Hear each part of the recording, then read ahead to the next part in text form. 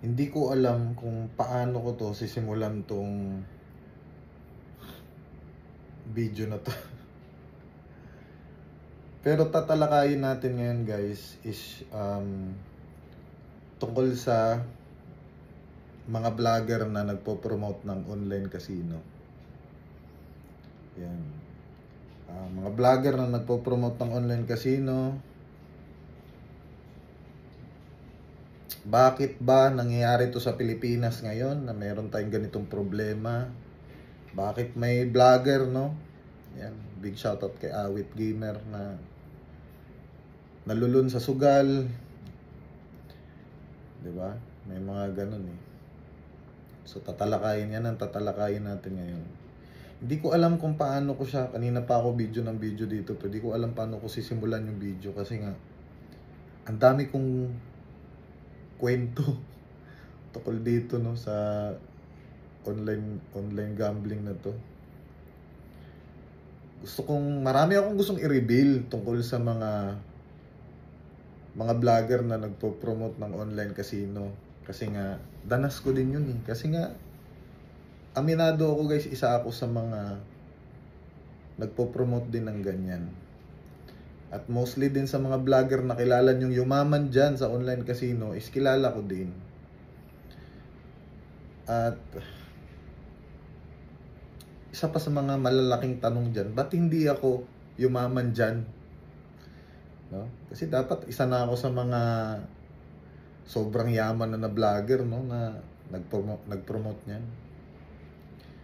So kung anong kaibahan ko lang siguro sa ibang mga vlogger, no, na yumaman dyan sa online gambling. Ako kasi guys is lumaban lang kasi ako ng pata sa buhay. Lumaban ako ng pata, siguro masyado lang siguro akong takot. Takot lang din siguro ako. Hindi ako masyadong risk taker pagdating sa mga ganyan. Kasi alam mo, sa totoo lang, Awit, naiinggit ako sa kanila. Naiinggit ako Awit, Wamos. Kasi risk taker sila eh. Pagdating sa mga ganyan, very risk taker sila. Kaya nga din siguro talaga sila yumaman ng sobra dahil sa ganyan. Kasi sa mga panahon na may offer din ako na ganyan, hindi ko grinab. Isa ako sa mga nauna din dyan, mga naunang nag-promote ng online gambling. Pero hindi masyado eh. Paano lang ako, on off ako. Kasi sa mga panahon na inoferan ako dati ng sobrang laking pera, naalala ko, ito guys, hindi talaga biro to. Hindi ako gumagawa ng kwento guys. Ako may offer na ako ng casino dati. 10 million, 6 million, 7 million. Ganun ang kalaki ang offer ng mga casino dati. Sa mga vlogger, kaya nga yung hindi mo mabiblame yung mga ibang vlogger bakit sila nag-promote ng ganyan. Pero ang laki ng risk na ginawa nila. Kaya nga 'di ba nakikita nyo ngayon, nabalitaan nyo na may mga vlogger na nawala ng page dahil sa online casino. Totoo ba 'yun?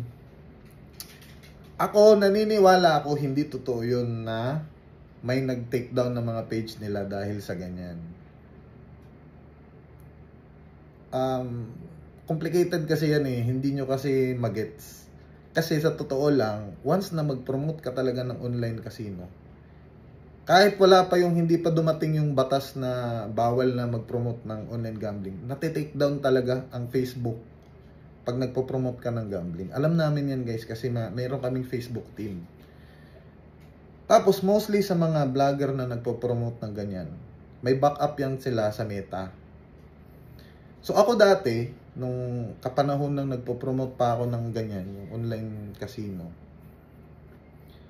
meron akong taga-ayos ng Facebook ko na nagtatrabaho talaga sa Meta. Kasi kailangan kampante ka eh. Kailangan may pang-backup ka. What if matanggal yung page mo? 'Di ba? Yan ang mga unang nagiging cause ng problem kasi dyan eh.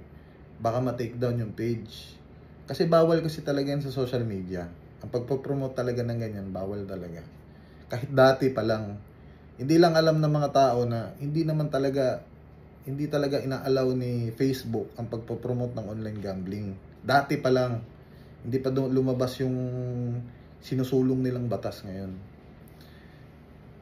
Pero ako, bakit hindi ko siya pinorso, hindi ko siya parang, hindi ako nagano ba? Kasi nga unang-una sa lahat, most of the vlogger, alam naman talaga namin lahat yan na nakakasira talaga ng buhay ng tao yung sugal. Aware kami dun. Yung ibang mga vlogger lang kasi talaga, kumapit na talaga sila dahil nga sobrang hina na nga ng kita sa social media, di ba? Kailangan nila i-sustain yung buhay nila ba? Yung mga nakasanayan na nilang buhay, kailangan nila i-sustain. Kaya sila pumatol dyan sa casino. So ako kasi, masyadong lumaban lang talaga ako ng patas sa buhay. Kaya hindi din ako nagpurso dyan sa online casino. Pero aminado ako, na-try ko din yan. Naaalala ko lang na pinaka-last na nag-promote ako niyan dahil dun sa nanganak yung si Michiko. Kailangan ko talaga ng malaking pera ng panahon na yan kasi nga sunod-sunod yung hospital niya. Ako nagpapa-hospital niya ng Michiko kasi nga dinudugo yan dati, palagi yan ina-admit sa hospital. So kailangan ko ng pera. So wala akong choice dati kundi pinatulang ko talaga yung casino kasi yung casino talaga yung only option ko para makakuha ko ng quick cash, no? Tapos, di ba naalala nyo guys na nagkasakit ako, nagbalik loob ako sa Panginoon. Nagbalik ako, tapos, syempre, alam ko, aware ako guys na nakakasira talaga ng pamilya ang online casino, yung pagpopromote ng ganyan. Kaso nga lang, hindi nyo lang din kasi alam kung gaano din ka-massive, no? Yung offer, lalo na sa mga vlogger na katulad ko, na malaki yung followers. Kita nyo naman, meron tayo 6 million followers. So sa panahon namin, kami talaga yung mga hinahabol ng mga promoter, yung mga nag-aano ng casino. Kami hinahabol talaga kami. Ino-offeran kami na sobrang laking pera para lang mag-promote, no? mag-live stream sa kanila. Kami yung binibigyan ng malaking opportunity dyan. So ako, hindi ko lang grinab. Ako dati guys, sabihin nyo, 10 million, easy. 12 million, easy. 20 million, easy. 5 million, easy lang yan dati guys. Sa mga offer na natatanggap namin. Pero before pa lang, hindi ako tumanggap ng sobrang laking offer. Kasi nga alam ko na ano ko na siya napipicture out ko na kung ano yung outcome napipicture out ko na kung ano din yung risk na papasukin ko. Pero nag-promote pa rin ako. Nag-promote ako dahil yung mga panahon lang na nawalan ako ng pera, naubusan ako ng pera, doon lang ako kumakagat. Yun ang mali sa akin. Kasi napakagat din ako dyan sa offer na yan. Sa mga panahon na walang-wala din ako dito sa bahay. Yung parang naubos din talaga yung savings ko. Pero aware talaga ako na hindi siya magandang impluwensya sa mga tao. Alam mo, marami kang nasisirang pamilya. Aware ako dun. Kaya nakikita nyo, hindi ako nagla-live stream ng casino. Puro ano lang ako, yung link lang sa baba dati, 'di ba? Natatandaan nyo. Kasi marami kasi akong reason. Marami akong rason bakit ko ginagawa yun. Una, hindi kasi ako ganun ka-risk taker. Tsaka gusto kong lumaban ng kahit anong gawin ko, gusto kong lumaban ng patas. No, parang niisip ko ba, masyado na. Kasi siyempre, isipin mo ito lang din hindi alam ng mga casino kung ano din yung cost ba na alam mo yung sobrang sa amin ba? Sakit sa amin na binabash kami tungkol dyan sa casino na yan. Masakit sa amin mga vlogger na napupuna kami ng mga tao ba? Ginajudge kami tungkol dyan. Tapos iniisip lang ng mga ibang vlogger, wala silang magagawa kasi marami silang babayarin. Ako, pasalamat na lang ako sa buhay ko kasi nga, hindi naman ako naging greedy sa buhay ko. Parang naging kontento lang kasi talaga ako na kung anong meron na sa akin, itong meron na sa akin ngayon, okay na ako. Okay na ako na nakakain lang kami ng, diba, enough na sa pang-araw-araw ba, napoprovide ko naman sa pamilya ko kung ano yung kaya ko ma-provide sa kanila sa pang-araw-araw. Okay na ako dun. Pero syempre, meron pa rin kasi talagang ibang mga vlogger na gusto pa nilang makaabot ba, gusto nilang maka-sports car, gusto nilang magkaroon ng mansion. Ako kasi hindi ko na kasi pinangarap yan.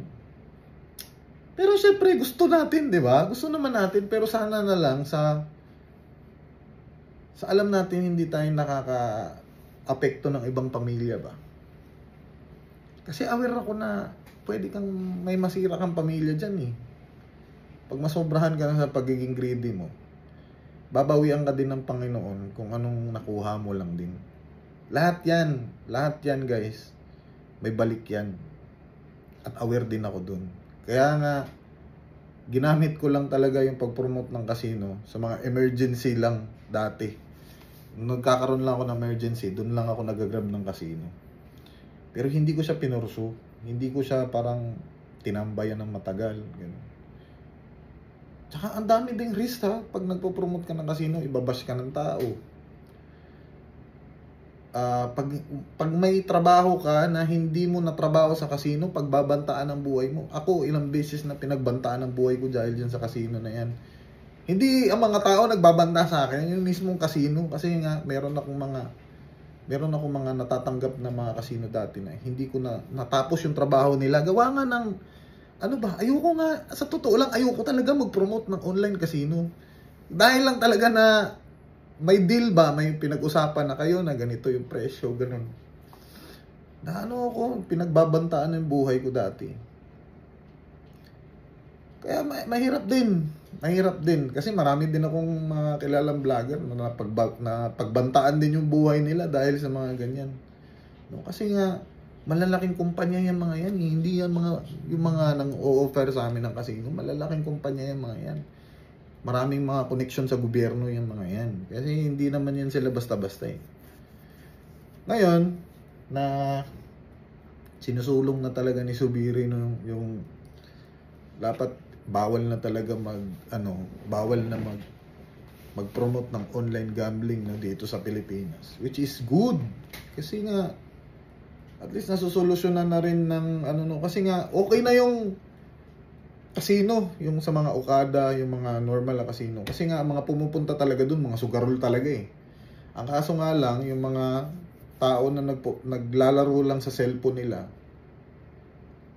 yun, yung mga normal na tao lang yun, mga tricycle driver, mga security guard. Ako, marami ako nakikita, mga angkas, mga grab, naglalaro ng casino. Nag-ano sila. So nakikita ko ba na, isipin mo, magkano lang sahod ng mga yun, tapos ilalaro mo pa yung sahod mo. Diba?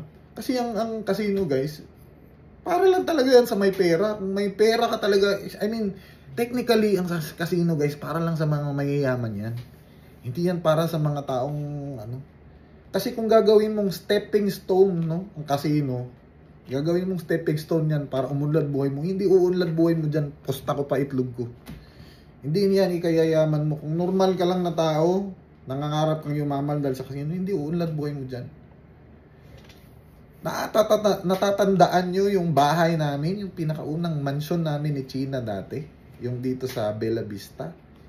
Kung asan ako nagbablog, di ba malaking bahay yan, dinablog namin.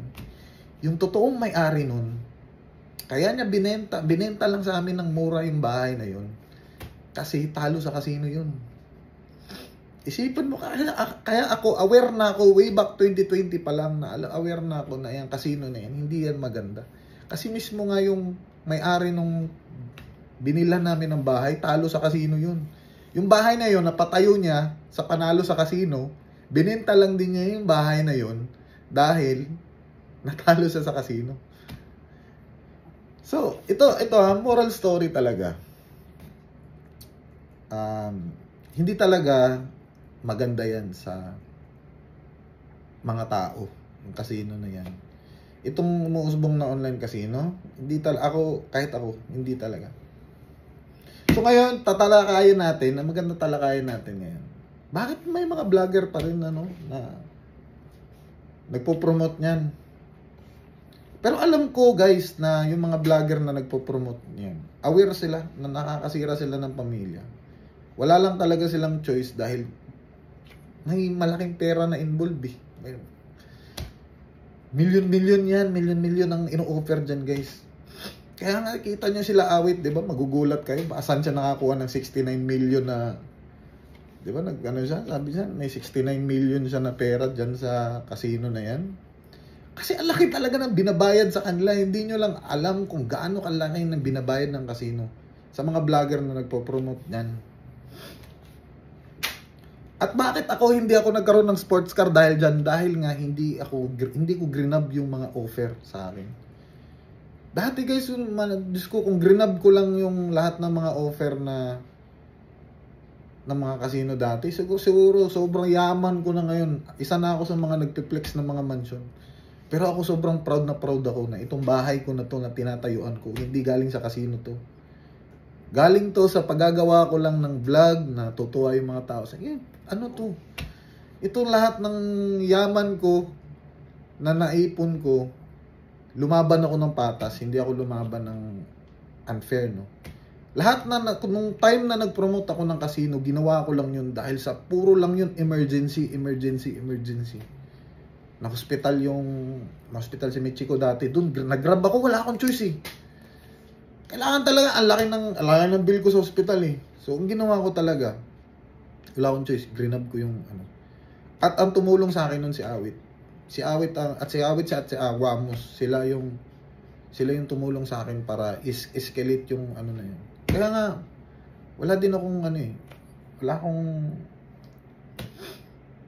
akong hate sa mga tao na yan kasi mahal na mahal ko yan sila.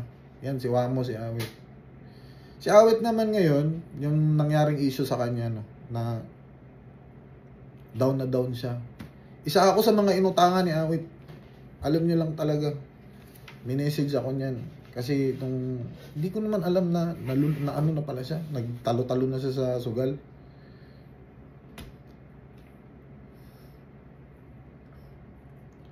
Ako, mensahe ko lang kay Awit is makakabangon din yan. Makakabangon yan si Awit. Basta kung alam lang talaga niya. Kung hindi niya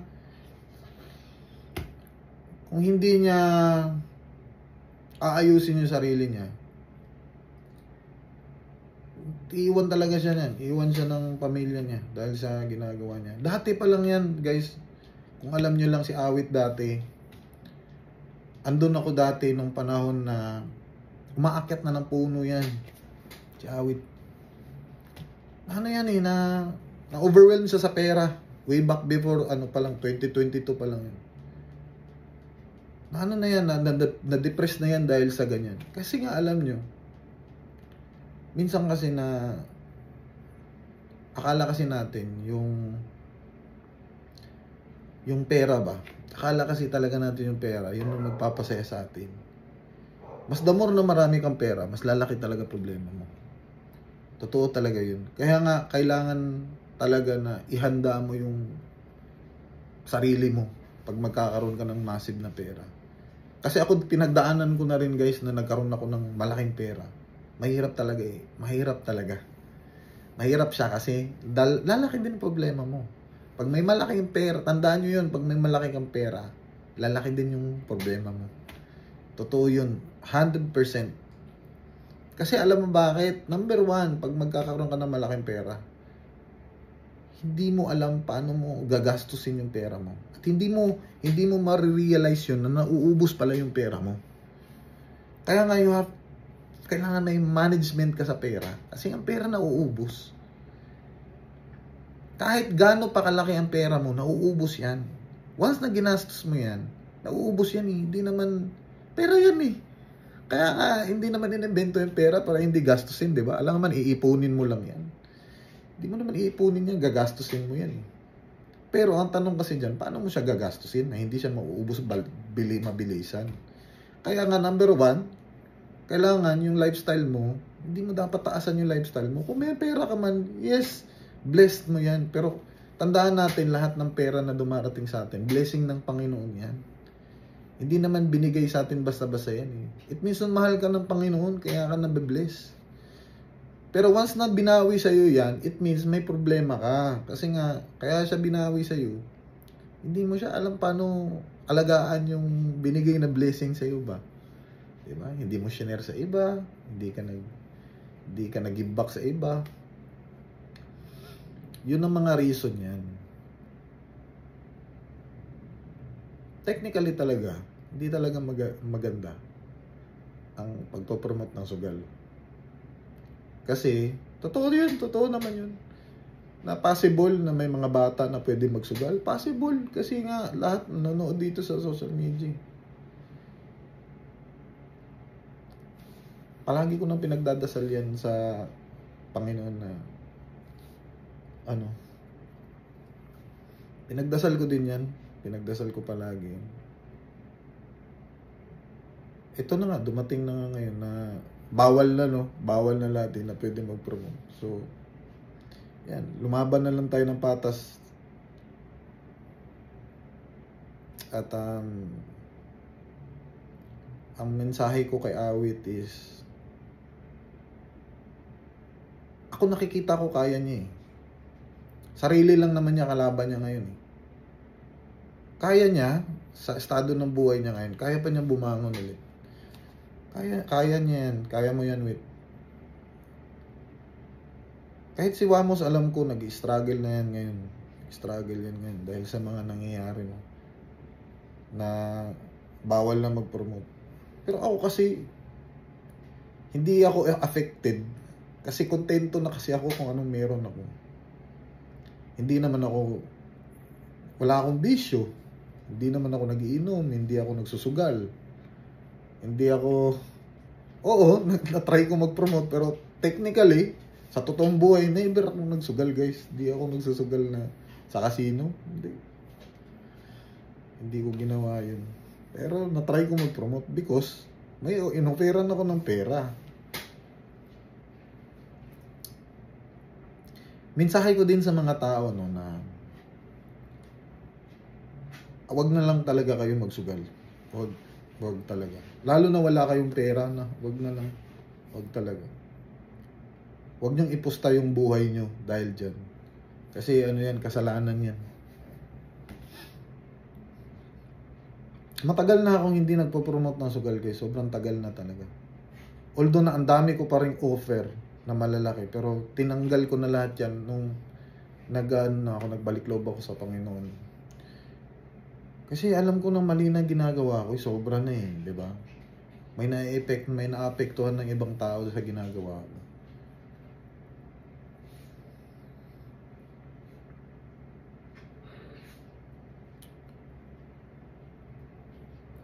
Pagdasal na lang natin lahat na yun na sana maging okay na lahat.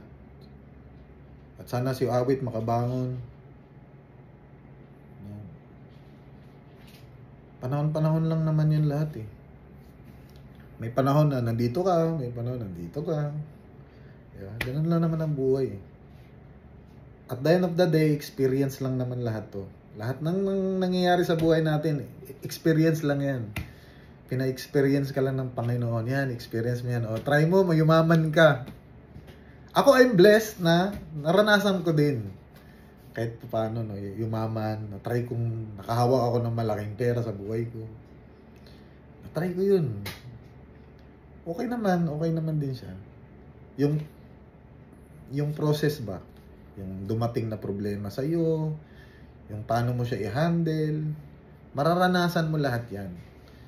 Kaya, yun lang. Sa mga tao naman na, tuloy nyo lang yung buhay nyo at at the end of the day, lumaban lang kayo ng patas. Ako, ganun ginawa ko eh. Lumaban lang ako ng patas. Sumunod lang ako sa rules. No? Na, nagpaka-playing safe ako. Yun lang ginawa ko talaga. Isa sa dahilan siguro kaya hindi ako yumaman ng sobra. Kasi nagpaka-playing safe ako. Yun talaga yung totoo.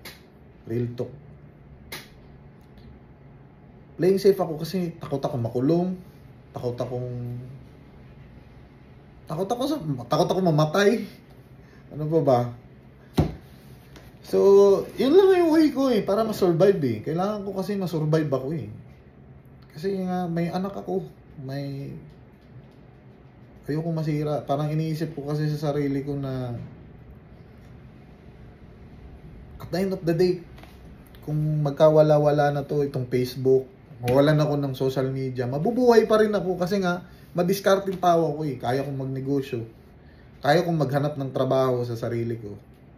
Ano pa ba? Kaya kong maghanap ng pera. Alam ko paano maghanap ng pera eh. Kasi nga, danas ko na eh. Marami na akong dinanas. Pero, ang hindi ko lang kaya is mag-risk ng sobrang laki na alam kong ikakapahama ko ba. Kaya kong magnegosyo pero hindi ako to the extent na gagrab ako ng isang bagay na alam ko ikakapahama ko at the end. Yun lang, ganun lang ako lumaban sa buhay.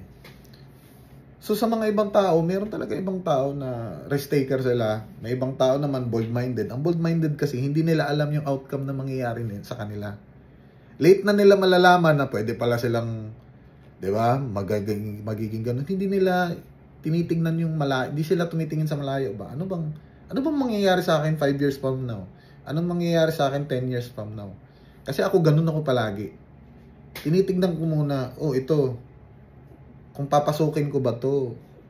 Kasi yung dumating yung casino na yan, nag-isip na ako inisip ko na, ano mangyayari to 5 to 10 years from now? Alam ko mangyayari niyan. 5 to 10 years from now, may yayaman ako, pero alam ko sa ending, may isang malaking pasabog yan sa ending na pwede ko makulong ako, pwedeng ma-involve ako sa ganito, pwedeng ma-involve ako sa ganyan. Mga ganun mga senaryo. Yun ang mga iniiwasan ko sa dulo. So, ganun din. Ako guys, hindi lang sa, marami pa. Sa totoo lang, ang dami ko mang dapat ikwento. Hindi nga masyadong detalye itong sinasabi ko ngayon eh. Kasi nga, parang hindi pa ako ready para sabihin sa lahat ng tao yung mga nalalaman ko din. Siguro ito lang muna ang masasabi ko sa ngayon, no? Kasi ayoko din na makasagasa ako ng maraming tao eh, di ba? Dami kong sasagasaan pag magsasalita ako eh. Pag tutuloy-tuloy ko tong bibig ko na to, baka marami naman ako masasagasaan. Mga kaibigan ko, masagasaan ko.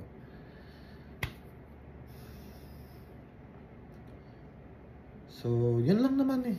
Para sa akin, di talaga maganda mag-promote ng ganyan.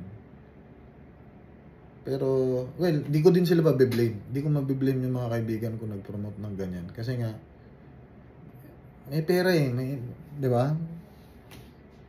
May pera involved eh. So, yun lang. Yun lang naman guys. 28 minutes na tayo.